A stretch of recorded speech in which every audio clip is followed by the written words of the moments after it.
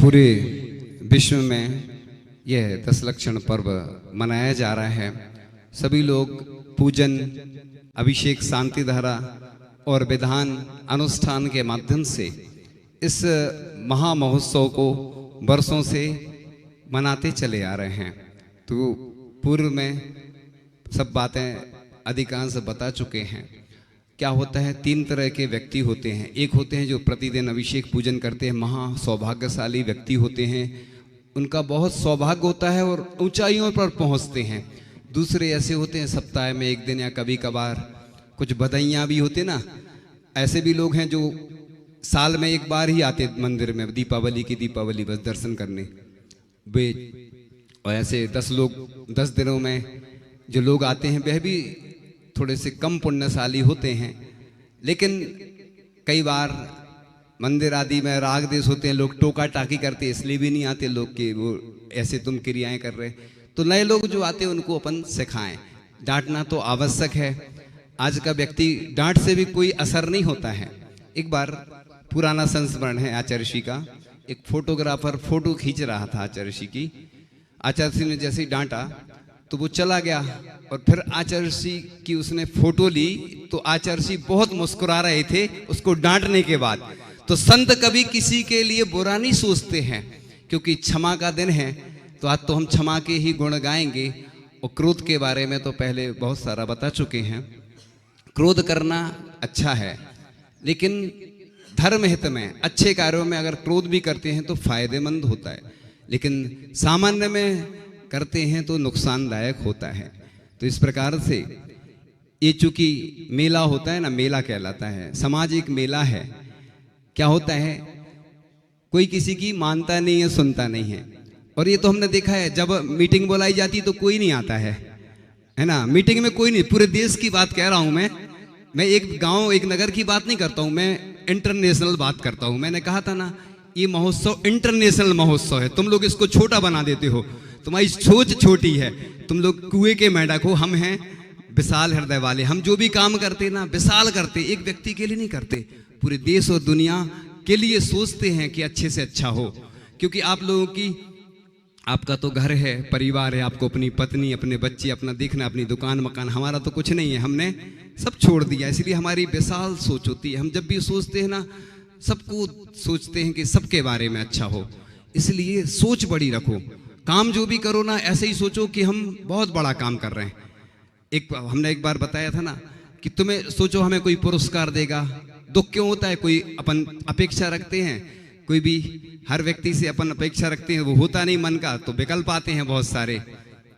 इसलिए जैन धर्म का एक बहुत अच्छा सूत्र है समता, है ना। आचार्य कुंद कुंद स्वामी ने कहा है, समसत्तु बंधु बग्गो समसुय दुखो पसंद से निंद समो समलोट कंचुण पुण जीवित मरड़े समूह समड़ो। यानी शत्रु हो, मित्र हो, कांच हो, कनक हो, सब में समता रखना। सामयिक वही है, यानी साधु संत 24 घंटे ही समता रखते हैं, सामयिक करते हैं। आहार में भी कभी अच्छा भी मिलता है तो समता, बुरा मिलता है तो भी समता।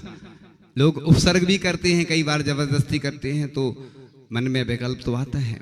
इसी प्रकार से गृहस्थों को भी बहुत सारे टेंशन होते हैं। आज बीमारियां होती हैं, हार्ट अटैक वगैरह क्यों होते हैं? इसी टेंशन के कारण लोगों को तनाव आता है, बीमारी होती है बहुत सारी। तो ये इससे बचने का उपाय यही है कि धार्मिक क्रियाएं कभी नुकसानदायक नहीं होती। हमने तो जितने लोगों से सुना है महिमा धर्म की, उन्होंने यही बताया, जब से मैं अभिषेक करने लगा, पूजन करने लगा, मेरे जीवन में परिवर्तन आ गया। और जो सामान्य लोग हैं वो सोचते हैं कि अरे क्या होता है, मंदिर जाने से कुछ मिलता तो है ही नहीं। ये बात सही है, अपने यहाँ कुछ नहीं मिलता, लेकिन जो मिलता है दुनिया में उससे बढ़कर कुछ नहीं मिलता है। मैंने तो खुद महसूस किया है। लोग कहते हैं कि जैन धर्म कठिन है, लेकिन हम कहते हैं IAS वगैरह की परीक्षा होती ना, कठिन होती है।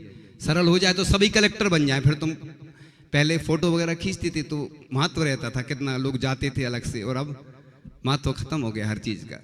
ऐसे ही पहले चुनिंदा लोग ही कुछ काम करते थे तो महत्व रहता था।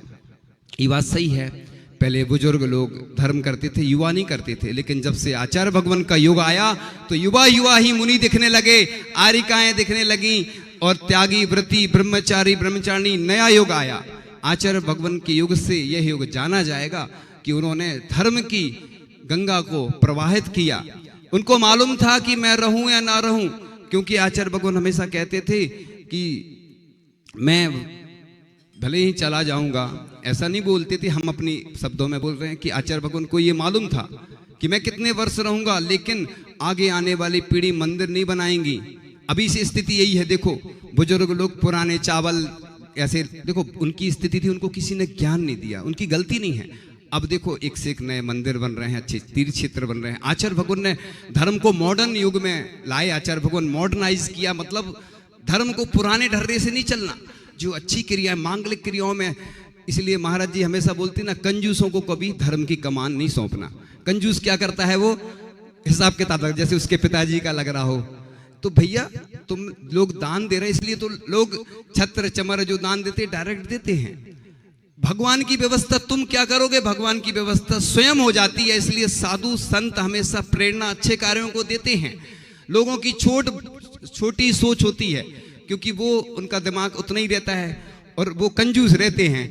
बानिया तो बनना, लेकिन धर्म के कार्यों में बानिया नहीं बनना। देखो कोई बाजार में अपन ट्राई करें, कोई अच्छी चीज सस्ते में मिले, मंदिर का फायदा तो करवाएं।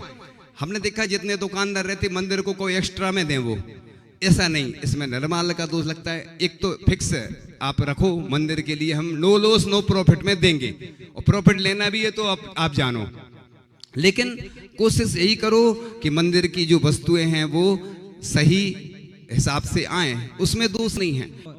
दान दे दिया, चावल चढ़ा दिए, जो भी द्रव्य चढ़ा दी, वो मंदिर की हो गई। अब उसको कई लोग छूते नहीं है, कपड़े वगैरह लगाते थे।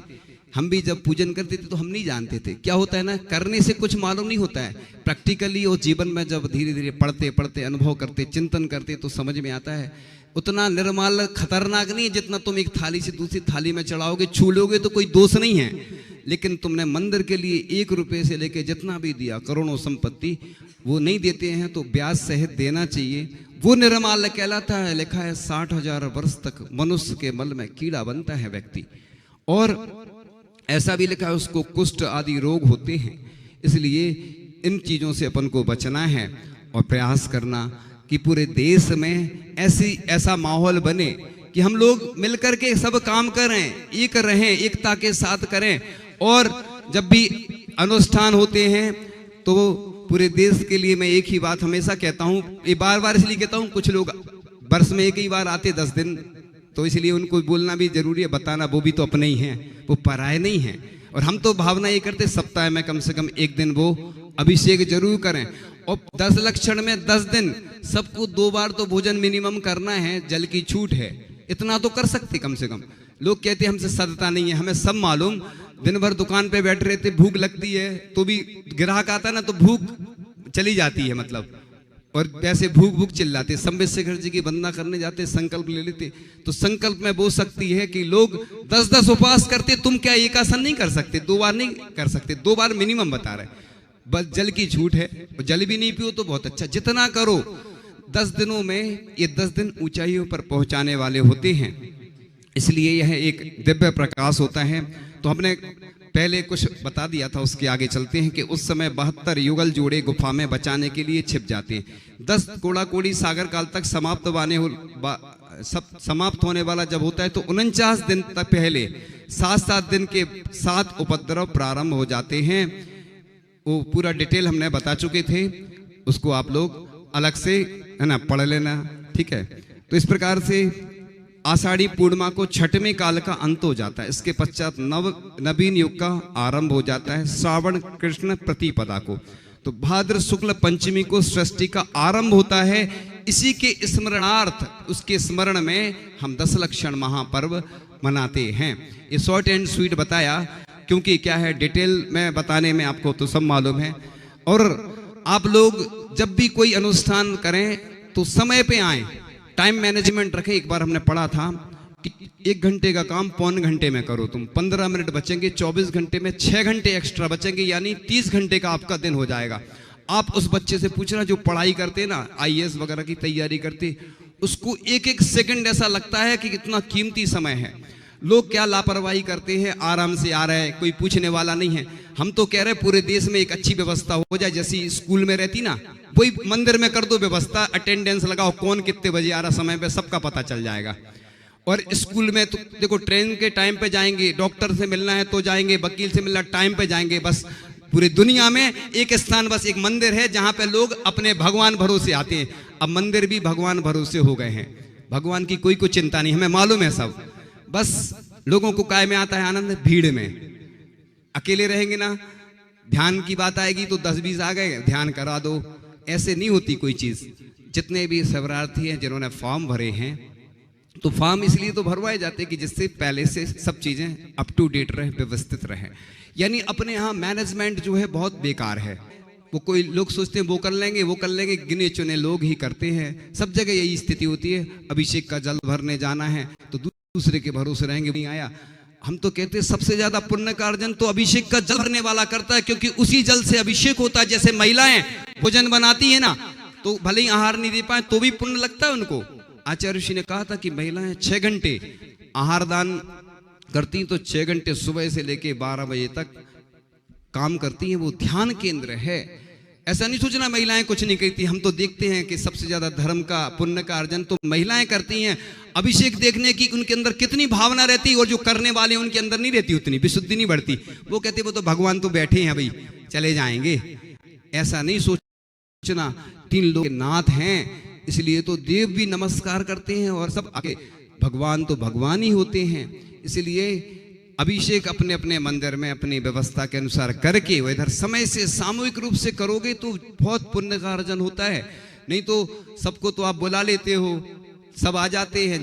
जो बाहर के लोग हैं वो समझ गए ना, आप लोग लोकल के भी हैं, कुछ बाहर की भी व्यवस्थाएं तो अच्छी कर लेते हो, लेकिन जैसे शादी में दूल्हा रहे कि बारात नहीं रहे तो कोई कीमत है।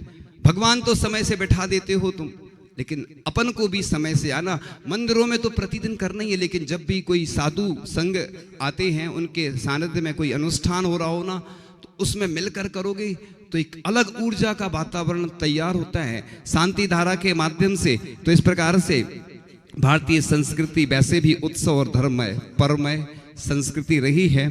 तो यह भादों का महीना व्रतों का भंडार है। राजा कहा है भाद्रपद को, क्योंकि इस चतुर्मास में जठराग्नि मंद हो जाती, भूख वैसे ही लगती। कई लोग अस्वस्थ हैं तो बोलते भूख नहीं लगती, तो ये अच्छा उपाय है कि उपवास कर लोगे। पूज्य समय सागर जी महाराज जब भी उनको बुखार आता था, पहले की बात बता रहा हूं मैं, अब तो आचार्य महाराज बन गए हैं, लेकिन तो वो क्या करते थे, जल उपवास कर लेते थे। 1-2 दिन जल उपवास कर लेते थे तो सब ठीक हो जाता था। उससे क्या होता, जठराग्नि तेज हो जाती। उपवास इसलिए की जाती, एक चिकित्सा होती, कैंसर जैसे रोग ठीक हो जाते हैं। इसलिए यह संकलेश से बचकर विशुद्धि का विश्राम करना ही इस पर्व का ध्येय होता है। क्षमा मांगने में हल्का हो जाता है व्यक्ति, इसलिए छोटा सा प्रतिक्रमण सबको करना चाहिए। प्रतिदिन 3 बार तो करना चाहिए। ओम नमः, सबसे क्षमा, सबको क्षमा, सुखी रहे सभी आत्मा, सभी बने परमात्मा। दीक्षाएं हो रही थी कुंडलपुर में, आरी का दीक्षा, उसके बाद तो हुई नहीं, अंतिम दीक्षा थी, और आचार्य भगवान के कर कमलों से अब बड़े बड़े वाक्य बोल रहे थे लोग, क्योंकि माइक जब मिलता है, और 50-58 कितनी दीक्षाएं हुई थी, तो इतनी सारी लाइन थी। अब आचार्य ऋषि का समय हो रहा। एक माइक बहुत खराब चीज है, बोलते ना मंच माला माइक आई डोंट लाइक बोलते थे, ऐसे ही विटामिन है मंच माला माइक मीडिया मोबाइल। 5 हमारे सोम सागर जी महाराज बोलते हैं M1 M2 M3 M4 ये विटामिन हैं, बीमार हो जाते हैं। तो जो आवश्यक है वो बोलना। अगर उससे धर्म की प्रभावना हो रही है, कोई अच्छा अपने समाज में कोई प्रतिभाशाली है, कोई भजन अच्छा गाता, मंगलाचरण उससे करवाते हैं, प्रतिभाओं को प्रोत्साहन तो देना चाहिए। जैन समाज की सबसे बड़ी खराबी है, हम दूसरे लोगों को तो बुलाते हैं, अपने लोगों को हम नहीं बुलाते। हमारे यहाँ के त्यागी व्रती हैं, कोई ब्रह्मचारी ब्रह्मचारिणी है, उनको स्थान नहीं देंगे। स्थान चाहते हैं। पूरी दुनिया में हमने देखा है, जहां जहां जाते हैं सब शिकायत करते हैं हमारा सम्मान नहीं हुआ, हमने इतना काम किया। हम तो कहते हैं जो व्यक्ति काम करता है उससे बढ़कर दुनिया में उसका सम्मान नहीं होता है। तिलक दूसरे को लगाओ तो अपना पहले अपने अंगूठे में तिलक लगता है, रसगुल्ला दूसरे को खिलाओ तो सबसे पहले अपने हाथ में मीठा लगता है। इसलिए ऐसे लोगों का सम्मान जरूर करना चाहिए जो गौशाला के लिए सहयोग करते हैं। पूरे देश और दुनिया में जो पाठशाला के लिए सहयोग देते हैं, ये अपनी कमी है, ये अपनी समाज की कमी है। हम अपने लोगों को बेचारे जो साल भर मेहनत करते हैं, कोई जल भर के लाता है, कोई पाठशाला के लिए सहयोग देता है, कोई गौशाला के लिए देता है। कमियां तो सब मालूम है आपको, इसलिए तो समाज की कमेटी बनाई जाती, समाज का एक अध्यक्ष बनाया जाता है। हर ग्रुप के अध्यक्ष इसलिए बनाए जाते हैं कि जिससे व्यवस्थित चल सके। कोई पिताजी तो हो, घर में एक पिताजी जरूर होना चाहिए। बिना पिताजी के संतान कैसी रहती है? पिता नहीं होता है तो कैसी स्थिति रहती है। इसलिए एक पिता होना चाहिए। कहीं बाहर जाते हैं, कोई पूछता है तो कैसा संकोच सा लगता है, एकदम से फीका फीका सा लगता है।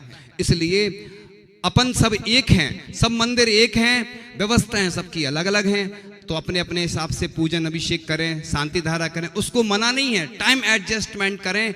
भोजन घर में कभी करके जाते हैं, कहीं जाना हो, टाइम लिखा रहता ना, इतने बजे से इतने बजे तक, इसीलिए लिखा जाता कि भैया उसके बाद नहीं मिलेगा। घर में भी व्यवस्था रहती है।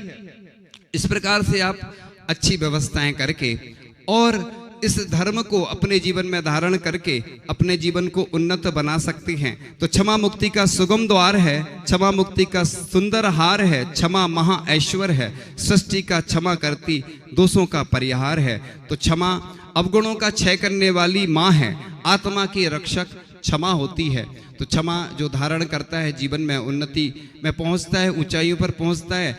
और 10 लक्षण में इसलिए क्षमा से ही शुरुआत होती है और अंत में क्षमा वाणी इसलिए रखी जाती है कि प्रतिपल जब संलेखना ली जाती है, दीक्षा ली जाती है, तो सबसे पहले सबसे क्षमा मांगी जाती है कि भैया घर में रहे परिवार रिश्तेदार सबसे कुछ ना कुछ होता रहता है। ये कोई बड़ी बात नहीं है। क्रोध तो क्षण क्षण में आते, निमित्त बनते रहते हैं। निमित्तों से दूर रहना पड़ता है, इसलिए कि जिन निमित्तों से हमें क्रोध आ रहा है तो हम स्थान छोड़ें, उन व्यक्तियों से बचें। इसलिए क्रोध से व्यक्ति में मैत्री गुण का अभाव हो जाता है। क्रोध मूर्खता से प्रारंभ होकर पछतावे पर खत्म होता है। तो क्रोध को जीतने के लिए क्षमा सबसे बड़ी औषधि होती है। तो अंतःकरण में क्षमा का दीप जलाए, क्रोध को जीतने का सबसे अच्छा उपाय क्षमा है। सामूहिक जब काम होते हैं तो समय भी अनुकूल नहीं रहता है। किसी को अपनी सर्विस में जाना है, टाइम रहता है उसका निश्चित, किसी को बिजनेस में जाना है, महिलाओं को भी अन्य काम रहते हैं घरेलू। तो अपन टाइम का मैनेजमेंट करें तो इससे क्या होगा कि सबका समय बचेगा, सब एक साथ आ जाएंगे। जल्दी से उठना है 10 दिन जो जल्दी उठेगा उसको शुद्ध ऑक्सीजन भी मिलेगी। ब्रह्म मुहूर्त में उठने से बहुत सारे फायदे होते हैं। सुबह उठने से एक फायदा ये भी होता है कि टाइम मैनेजमेंट हो जाता है। तो भले ही तुम वर्ष भर आलसी बने रहो, लेकिन जो 10 दिन सुबह उठकर जल्दी आएगा उसको तो पुरस्कार देना चाहिए, है ना। उसके नंबर लिखते जाओ रोज के, फिर जोड़ के उसको पुरस्कृत करो, है ना। जो टाइम से आएगा, जो अच्छे काम करेगा, ऐसी प्रतियोगिताएं करो। तुम लोग प्रतियोगिताएं कर दो फूहड़ वाली, जिनमें अच्छी चीजें नहीं आती हैं, वो सब मालूम है आपको, डिटेल्स नहीं बताते। फूहड़ता वाली नहीं करके ऐसी प्रतियोगिताएं करो, प्रोत्साहन मिले अपनी प्रतिभाओं को। जो भजन अच्छा गाते हैं, जो आर्ट अच्छी बनाते हैं, और भी अच्छे अच्छे काम करते हैं, ऐसी प्रतियोगिता करो। पानी छानने की प्रतियोगिता करो। अभी जितने लोग बैठे उनमें से पानी छानना नहीं जानते लोग, कैसे बेलछानी छानना डालना, अभी पूछेंगे तो बता नहीं पाएंगे। सबके मुंह बंद हो जाएंगे, हमें मालूम है, क्योंकि हम देखते रहते लाइव बैठे थे। जब पाठ करते हैं तो देखते कौन कैसे पानी छान रहा है। उतना स्पष्ट नहीं दिखता, लेकिन थोड़ा सा समझ में तो आ ही जाता है। तो आप लोग डिटेल्स में समझें कि कड़े वाली बाल्टी का उपयोग करें, पानी छानने की प्रतियोगिता करें। ऐसी प्रतियोगिताएं करोगे तो बहुत अच्छा रहेगा, क्योंकि वही ढर्रे में हम 10 लक्षण पर्व वर्षों से मनाते चले आ रहे हैं। कुछ नया भी तो करना है। बुजुर्ग तो चले गए, बुजुर्ग हमें जो सौंप गए 750 वर्ष प्राचीन पार्श्वनाथ भगवान, अच्छे अच्छे मंदिर, जहाँ के जो मूल नायक हैं, उन भगवान को वो छोड़ के गए, मंदिर अच्छे बना के गए। हमने क्या किया?